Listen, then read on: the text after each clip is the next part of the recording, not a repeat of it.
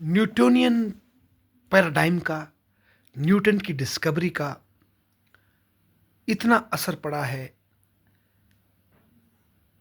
मानव के ज्ञान अर्जन करने के क्षेत्र में, विशेषकर यूरोप से, कि सोशियोलॉजी में सोशियोलॉजी का निर्माण अगस्त काम्टे ने साइंस को लेकर के किया। साइंस को आगे बढ़ाने के लिए किया, पॉजिटिविज्म के बेस पे किया कि वो चाहते थे वो भी न्यूटन की तरह मानव व्यवहार के कुछ नियम विकसित कर सके, जिससे कि समाज की एक साइंटिफिक अंडरस्टैंडिंग डेवलप हो सके। उसी से प्रभावित होकर के हमारे पॉल साइंस में व्यवहारवाद का आंदोलन चला, जो कि राजनीति को पॉल साइंस बनाने की कोशिश करने लगा। उसके अपने परिणाम निकले। मार्क्सवाद भी कहीं ना कहीं उसी तरह की एक वैज्ञानिक समाज की राजनीतिक अंडरस्टैंडिंग के लिए कॉन्सेप्ट था।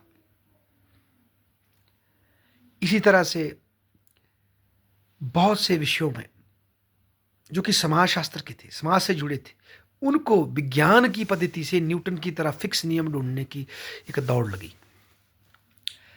ऐसी ही एक दौड़ इकोनॉमिक्स में भी लगी। और एडम स्मिथ ने जो वेल्थ ऑफ नेशन की जो पुस्तक लिखी, उसमें भी कहीं ना कहीं उसके गर्भ में न्यूटन बनने की इच्छा कि मैं भी एक न्यूटन इकोनॉमिक्स के क्षेत्र में बन सकूं और इकोनॉमिक्स के कुछ निश्चित नियम दे सकूं, ताकि इकोनॉमिक्स को एज ए साइंस पढ़ा जा सके। इसी तरह से समय समय पर बहुत से इकोनॉमिक्स के ज्ञाता न्यूटोनियन पैराडाइम से प्रभावित थे। अगर आप देखेंगे, इसका प्रूफ आपको डिमांड और सप्लाई कर्व जो वो बनाते हैं, यूटिलिटी का जो कॉन्सेप्ट देते हैं, और जिस तरह से उन्होंने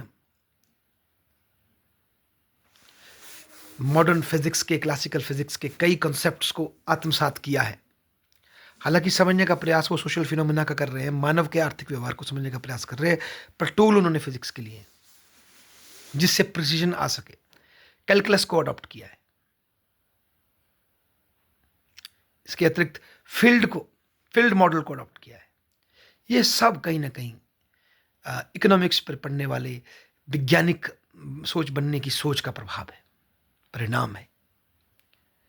और उसके पश्चात 20वीं शताब्दी में तो शिकागो स्कूल और कई ऐसे हर्बर्ट वॉन न्यूमैन जैसे कई ऐसे लोग हुए, जिन्होंने और ज़्यादा इकोनॉमिक्स को साइंस बनाने का प्रयास किया।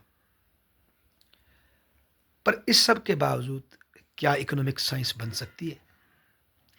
क्या मानव जिसका व्यवहार उसकी डिफरेंट डिफरेंट सर्कमस्टांसेस पर, उसकी इच्छाओं पर, उसके सामाजिक मूल्यों पर, उसके नैतिक मूल्यों पर निर्भर करता है, क्या उसके व्यवहार को आप रिड्यूस करके डिमांड और सप्लाई कर्व में दिखा सकते हैं? और वो भी बिल्कुल सही तरीके से।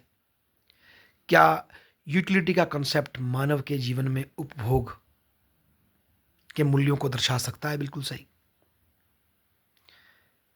क्या ये जो टूल मॉडर्न इकोनॉमिक्स साइंस के नाम पर यूज़ कर रही है, अपनी ऑब्जेक्टिविटी के नाम पर यूज़ कर रही है, ये प्रकृति जो कि हर एक रिसोर्सों का गर्भ है, और उसमें रिसोर्स किस तरह से उपजते हैं और किस तरह से सस्टेन होते हैं, उसको इंक्लूड कर सकता है?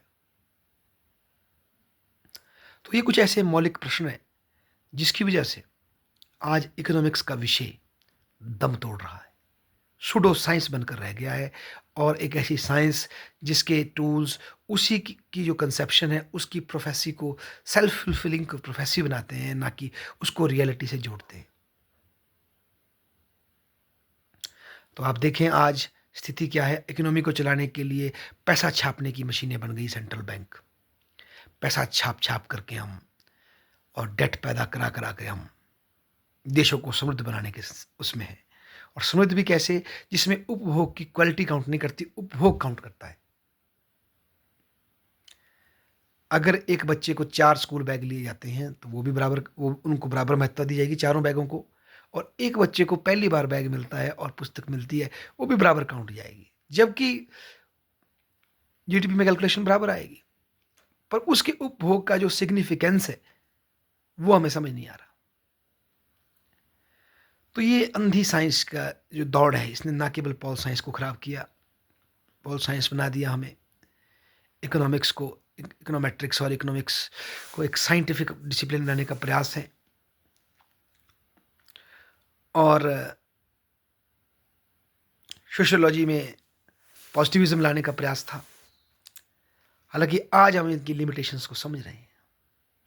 पर कहीं न कहीं हमें उस दौर को समझना पड़ेगा जब इन विषयों का उत्पत्ति हो रही थी और किस तरह से वो उस समय की जो न्यूटोनियन पैराडाइम एक नई रैशनलिज़्म की लाइट थी, उससे लाभ भी मिला, पर उसके सब्सिक्वेंट जो नुकसान हुए, उसको आज समझने की ज़रूरत है, अन्यथा ये डिसिप्लिन अपनी वाइटैलिटी को लूज़ कर जाएँगे।